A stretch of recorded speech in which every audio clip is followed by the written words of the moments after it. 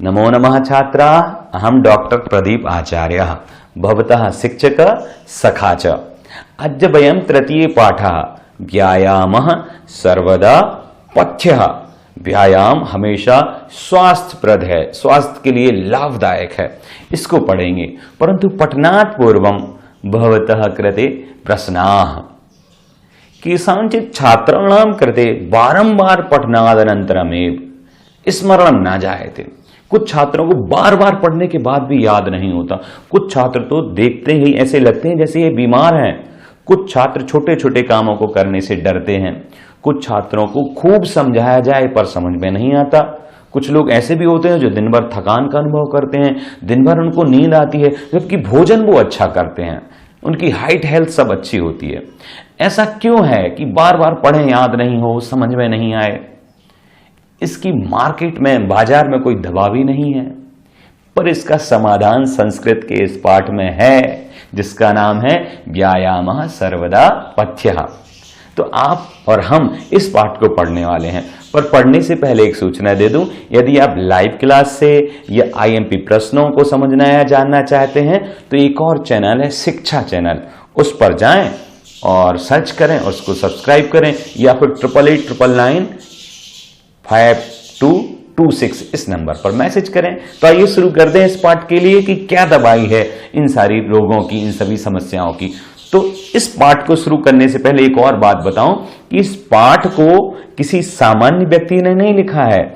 यह पाठ आयुर्वेद के, यानी आयुर्वेद, डॉक्टरी का ही दूसरा रूप, तो आयुर्वेद के बहुत बड़े ग्रंथ सुश्रुत संहिता के 24वें अध्याय से लिया गया है। इसके लेखक सुश्रुत हैं और उन्होंने इस पाठ में व्यायाम से होने वाले लाभ, शरीर का संगठन, शरीर पे या चेहरे पे चमक, रोग को दूर करना, सहिष्णुता, धैर्य और बुद्धि को बढ़ाने के उपाय इस अध्याय में बताए हुए हैं। तो आप बड़े धैर्य के साथ इस अध्याय को पढ़िएगा। पर एक और बात है, ये अध्याय नॉर्मल लाइंस में नहीं लिखा है। इस अध्याय को आचार्य सुश्रुत ने श्लोकों में लिखा है। अब जब श्लोकों में लिखा है तो उसके लिए पढ़ने को हमें थोड़ा सावधान रहना पड़ेगा और उच्चारण सीखने के बाद तोड़ना भी आना चाहिए। तो आइए शुरू करते हैं। अब पहला श्लोक क्या है? शरीरायास जननम, शरीरायास जननम कर्म व्यायाम संजितम तत्कृत्वा तु सुखम देहम विमृदनीयात् समन्ततः। एक बार मैं फिर से पढ़ूंगा।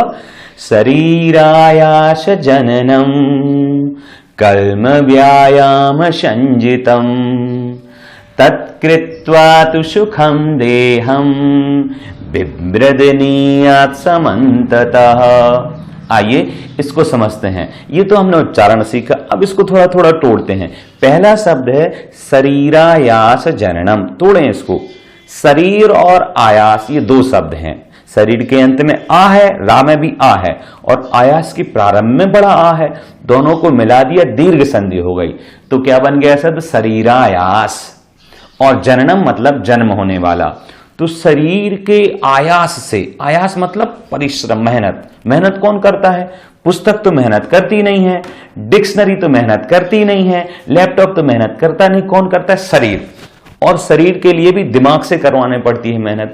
तो कहा शरीरायास जननम, शरीर की मेहनत से जन्मने वाला कर्म, शरीर की मेहनत से जन्मने वाला कर्म। जैसे आप कहो सर हम तो बहुत काम करते हैं, देखो हमारा गृह कार्य पूरा है, और बाद में पता चला कि आपने तो अपनी दीदी से, भैया से होमवर्क करवा लिया था, फिर कहते हमने तो कर्म कर लिया। ऐसा कर्म नहीं। कैसा कर्म? बोले शरीरायास जननम, हमारे शरीर के परिश्रम से, मेहनत से जननम मतलब उत्पन्न हुआ।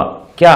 कर्म मतलब कार्य या मेहनत। शरीर के परिश्रम से उत्पन्न हुआ कर्म ही व्यायाम संजितम।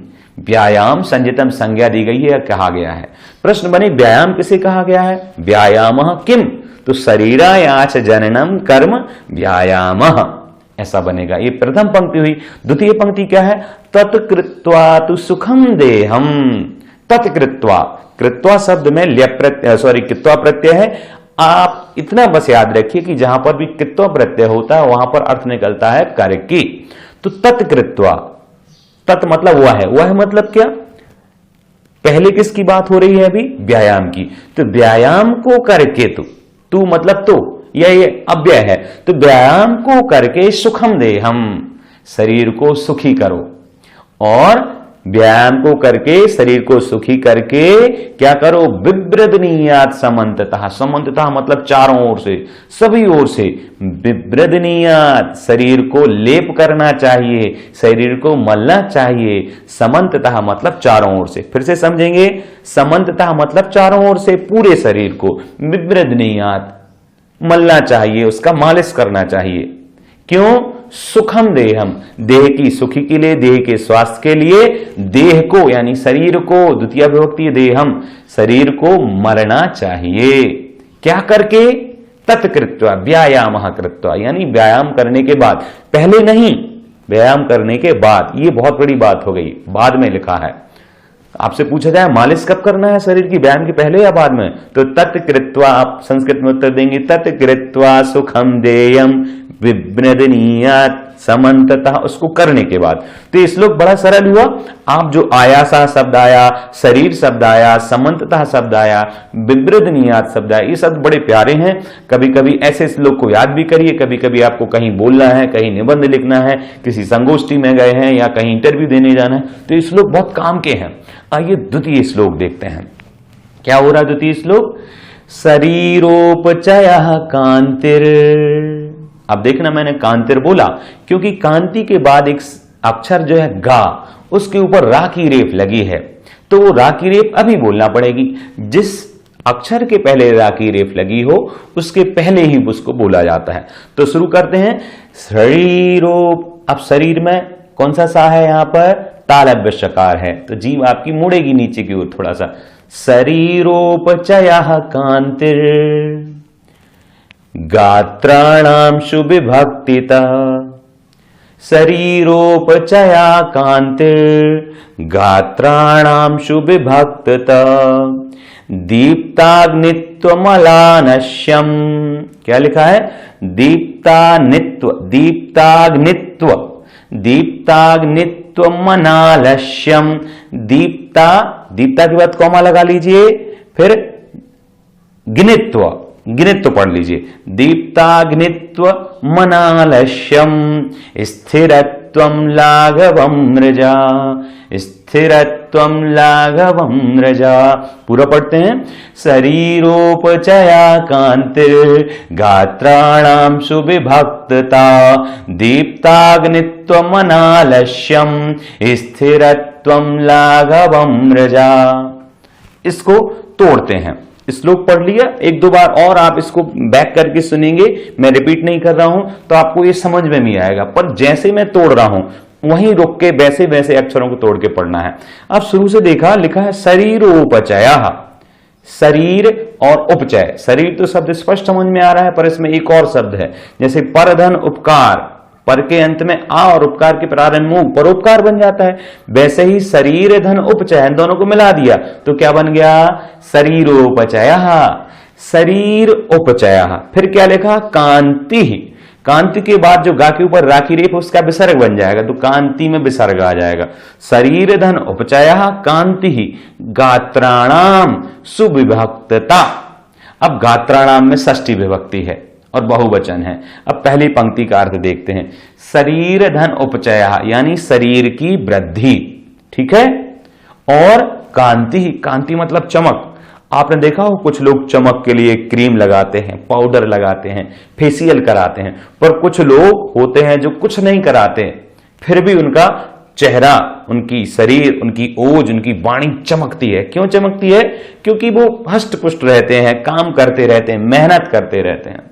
मैं अपनी लाइफ में कभी कोई क्रीम, कोई डीओ नहीं खरीदता। मैं भी यही चाहूंगा कि आप मेहनत करें, इससे ही सब कुछ ठीक हो जाएगा। तो कहा शरीरोपचय, शरीर की वृद्धि से, और शरीर उपचय शरीर की वृद्धि, कांति, कांति मतलब चमक, और क्या लिखा? गात्राणाम, गात्र एक शब्द, गात्र का मतलब होता अंग, हाथ पैर नाक कान मुंह सब कुछ, गात्र मतलब हो गया अंग, पर यहां पर गात्र की जगह क्या लिखा है, गात्राणाम, अर्थात गात्र शब्द में षष्ठी विभक्ति बहुवचन कर दिया है। तो अंगों की विभक्तिता, सुविभक्तिता, विभक्तता का मतलब है विभाजन, एक तरह से जो अंग अकड़ से जाए किसी के या टाइट हो तो वो उसमें लचीलापन, विभक्तता। तो किसकी विभक्तता, गात्राणाम मतलब अंगों की, और सामान्य विभक्तता नहीं तो जब हम लोग व्यायाम करते तो कुछ लोग अपने हाथों को झुककर पैरों से टच भी नहीं कर पाते पंजों से, कुछ लोग के घुटने दर्द होने लगते हैं, कुछ लोग के कमर दर्द होने लगती है, कुछ का सिर दर्द होता है, छोटे छोटे बच्चों को चश्मा लग जाता है। तो वही बात कही कि शरीर की वृद्धि, कांति मतलब चमक, और हमारे अंगों की सुविभक्तिता, बहुत अच्छे से विभाजन या लचीलापन। और दीप्ताग्नित्वम, ये पूरा शब्द इसको अलग अलग कर देता हूं मैं, दीप्ताग्नित्वम अनालस्यम, दीप्ताग्नित्वम अनालस्यम। अब आप सर ये कैसे कर रहे हो, मैं तो समझ में नहीं आया। देखो आप दीप्त शब्द देखो, पर दीप्त की जगह क्या लिखा है, दीप्ता, तो एक्चुअली दो शब्द हैं, दीप्त धन अग्नि, तो दीप्ताग्नि बन गया, ठीक है। फिर आप देखो अग्नि के बाद त्वम लिखा है, तो भी इसी में जाएगा, दीप्त अग्नित्व, दीप्ताग्नित्व। उसके बाद जो मां है वो आधा आधा हो जाएगा, आधा मां जाएगा दीप्ताग्नित्वम, और इस तरफ निकलेगा अनालस्यम, जो मनालस्यम है वो निकलेगा अनालस्यम। तो दीप्ताग्नित्वम अनालस्यम स्थिरत्वम लाघवम और मृजा, इतने सारे शब्द हैं। ये पहले किसकी बात हो रही है, व्यायाम की। तो व्यायाम से कहा, व्यायाम से शरीरोपचय मतलब शरीर की वृद्धि, कांति मतलब चमक, गात्रणाम सुविभक्ता अंगों में लचीलापन, और कहा दीप्ताग्नित्वम, दीप्ताग्नित्व एक अग्नि होती है जो हमारे पेट में रहती है, उसे कहते दीप्ताग्नित्व, यानी जठराग्नि। साइंस की भाषा में क्या कहते हैं आप कमेंट।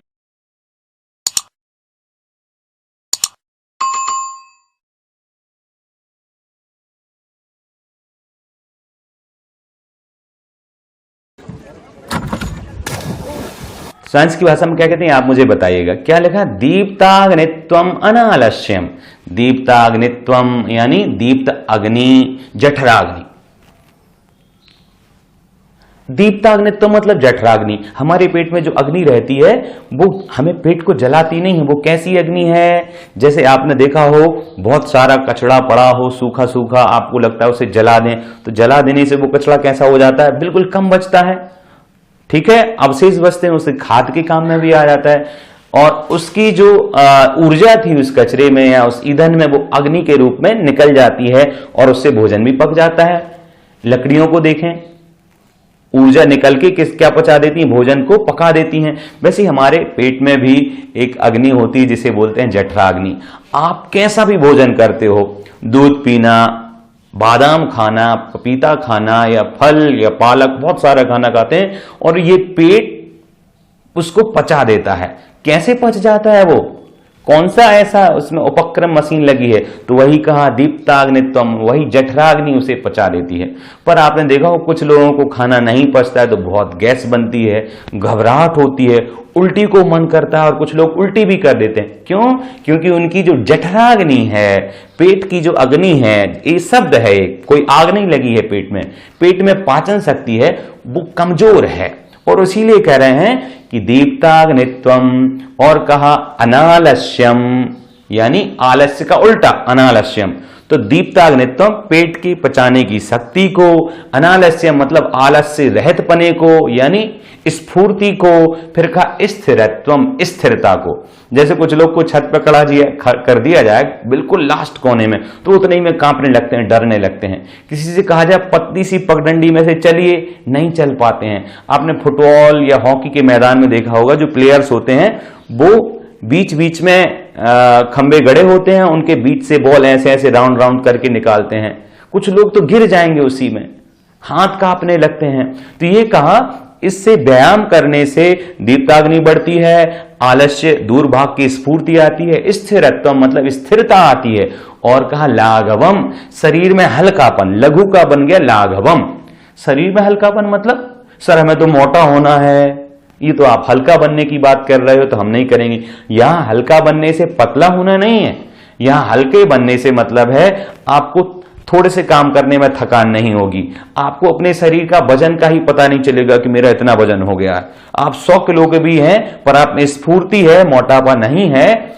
आपकी हाइट के हिसाब से वजन है, क्योंकि हाइट के हिसाब से भी वेट देखा जाता है। हाइट चार्ट होता है, आप मुझे कहेंगे तो मैं आपको भेज दूंगा वो चार्ट, तो उसमें भी कि इतनी हाइट का व्यक्ति का वजन इतना होना चाहिए। तो कहा लाघवम मतलब शरीर में कम वजन। कम वजन से मतलब है जितना वजन चाहिए उतना, नहीं तो ज्यादा वजन होगा तो ठीक से दौड़ या चल नहीं पाते और आलस आता है। और क्या कहा मृजा, मृजा मतलब स्वच्छ करना, शरीर को स्वच्छ और स्वस्थ रखना, रोगों से दूर रखना। किससे होता है ये सब? ये होता है सब कुछ व्यायाम से। व्यायाम से शरीर की वृद्धि, चमक, गात्राणाम कांति, गात्राणाम विभक्तता, लचीलापन, पेट में जठराग्नि, पाचन शक्ति बढ़ती है, स्फूर्ति आती है, स्थिरता आती है, मजबूती आती है और शरीर में हल्कापन आता है और स्वच्छता आती है। इस प्रकार से सब किससे होते हैं? ये चीजें व्यायाम से होती हैं, तो इनका ध्यान रखिएगा। आइए देखते हैं अगला श्लोक क्या कह रहा है। अगला श्लोक श्रम क्लम पिपाशोष्ण, फिर से देखेंगे श्रम क्लम पिपाशोष्ण, श्रम क्लम पिपाशोष्ण, शीतादीनां सहिष्णुता, श्रम क्लम पिपाशोष्ण, शीतादीनां सहिष्णुता, आरोग्यं चापि परमम्, आरोग्यं चापि परमम्, व्यायामादुपजायते, व्यायामादुपजायते। एक बार गा के पढ़ेंगे, अब तोड़ लिया ना। श्रम क्लम पिपाशोष्ण, श्रम क्लम पिपाशोष्ण, शीतादीनां सहिष्णुता, श्रम क्लम पिपाशोष्ण, शीतादीनां सहिष्णुता, आरोग्यं चापि परमं, व्यायामादुपजायते। अर्थ पहले तोड़ते हैं इसको। श्रम, क्लम और पिपासा, उष्ण, इसमें 4 शब्द हैं। श्रम, क्लम, पिपासा और उष्ण। पर श्रम और क्लम एक शब्द बन जाएगा, फिर आएगा पिपासा। पिपासा के अंत में बड़ा आ है और दूसरा शब्द उसके बाद था उष्ण। उष्ण मतलब गर्मी। तो ये दोनों को मिला दिया तो बन गई ओ की मात्रा। तो श्रम, क्लम, पिपासा और उष्ण। फिर उसके बाद लिखा सीतादीनाम, यानी सीता राम जी की सीता नहीं, ये लिखा है सीतादीनाम। शीत मतलब ठंड, तो शीतादीनाम मतलब सीता आदि, जो शीत जो है ठंड आदि, एक कष्ट के रूप में ठंड भी बहुत ज्यादा ठंड होती है, एक दुखी कष्ट ही होता है। तो शीतादीनाम, सहिष्णुता, सहिष्णुता मतलब जैसे आप कक्षा में बैठे हैं, पीछे से किसी ने बाल खींच दिया और 4-5 लड़के बैठे थे, अब आपको समझ में नहीं आया बाल किसने खींचा, तो आप चिल्लाने लगे, भड़कने लगे। पर एक और बच्चा था, उसके भी किसी ने बाल खींचे थे, उसने पीछे देखा ही नहीं, और देखा नहीं तो जो 4 बच्चे जो मस्ती कर रहे थे बाल खींचने की या परेशान कर रहे थे, उनने सोचा कि यार इसको तो कोई फर्क नहीं पड़ा, उनने फिर खींचा, उसने फिर भी पीछे नहीं देखा, यार हमें पढ़ना है, सर पढ़ा रहे, इनकी बात ध्यान ही नहीं देना है। तो अब वो खींच के थक गए, ये बच्चा पढ़ता रहा और ये 4 बच्चे जो परेशान करने की सोच रहे थे ये भी पीछे रह गए, पढ़ नहीं पाए और थक भी गए। और बाद में क्या सोचने लगे, यार हमने पढ़ा भी नहीं और इसको परेशान भी नहीं कर पाया। और उसके जवाब देने के तरीके से, किसके जवाब देने के तरीके से, कि उसने कुछ देखा ही नहीं। उनने सोच लिया इन 4 बच्चों ने कि अब हमें किसी को परेशान नहीं करना है, क्योंकि इसका कोई फल ही नहीं होता है, और जबकि नुकसान और हो जाता है, पढ़ाई नहीं होती है। पर आप लड़ने लगते तो क्या होता, उनको मजा आता, वो और चिढ़ाते। ऐसे बच्चों के जवाब होता है, ऐसे लोगों का जवाब होता है सहिष्णुता, मतलब सहन कर लेना थोड़ा बहुत। ऐसे ऐसे मतलब कहते ना, हाथी जब निकलता है तो कुत्ते भौंकते हैं, इस तरीके से आप मजबूत रहिए, आप अपना विकास करिए। छोटे मोटे लोग आपको परेशान करने की सोचते रहेंगे। तो वही कहा, पर ये सब कैसे आएगा, आपको कोई हमें परेशान करे, टच करे और हम कुछ ना बोले, ये आएगा व्यायाम से। सहिष्णुता भी व्यायाम से आएगी। क्या लिखा, श्रम क्लम, श्रम मतलब परिश्रम, मेहनत, और क्लम मतलब थकान, श्रम की थकान, परिश्रम की थकान। और कहा पिपासा, पिपासा मतलब प्यास। कई बार प्यास लगती है, तो एक कहानी में सुना था मैंने कि एक व्यक्ति को प्यास लगी, रेगिस्तान में था, पानी नहीं मिला, तो डिस्कवरी में आपने देखा होगा, तो उसमें बताते हैं अपने ही यूरिन को पीना पड़ता है।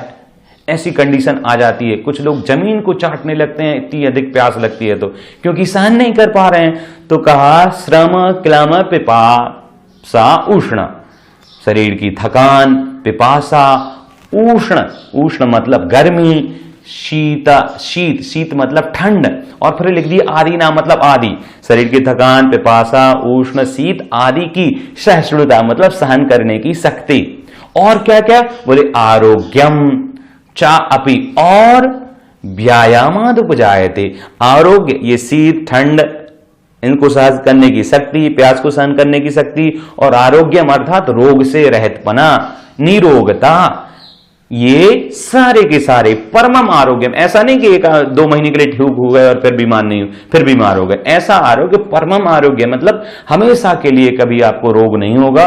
तो ये सब किससे होता है, व्यायामाद उपजायते, व्यायामात उपजायते यानी व्यायाम से, इसमें भी संधि हो गई, व्यायामात पंचमी विभक्ति, उपजायते मतलब उत्पन्न होता है। तो ये सब किससे उत्पन्न होता है, व्यायाम से उत्पन्न होता है।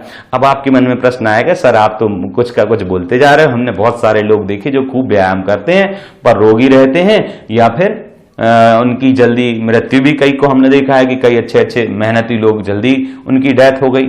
मैं बताता हूं, व्यायाम करने का भी बेटा तरीका होता है, कितना व्यायाम करना चाहिए, कब तक व्यायाम करना चाहिए, किस उम्र के व्यक्ति के लिए किस तरीके का व्यायाम करना चाहिए, ये भी इस पाठ में आएगा।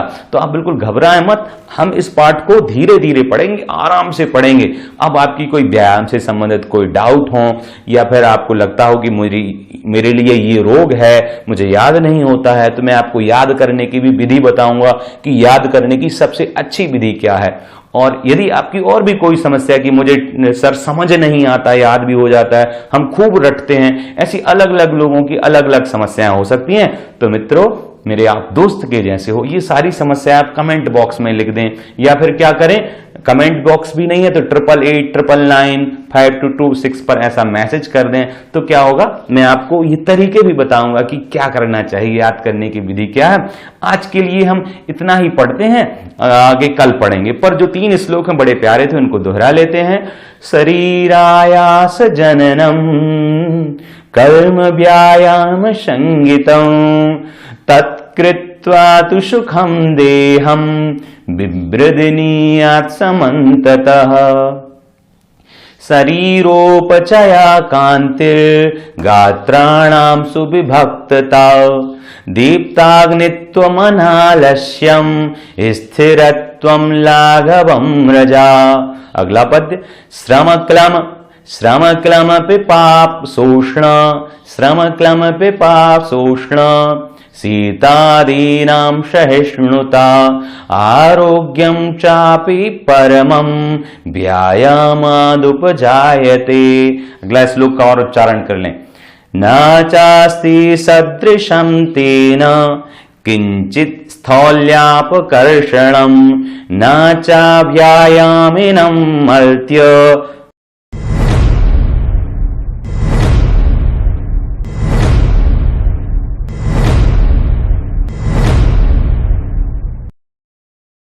न चा व्यायामिनं मर्त्य मर्दयन्त्यरयो